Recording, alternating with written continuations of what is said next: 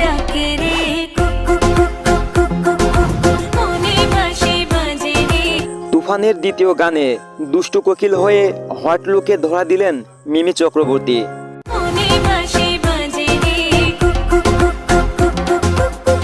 ঝলমলে সেট, দুর্দান্ত পোশাক, মন মাতানো মিউজিক।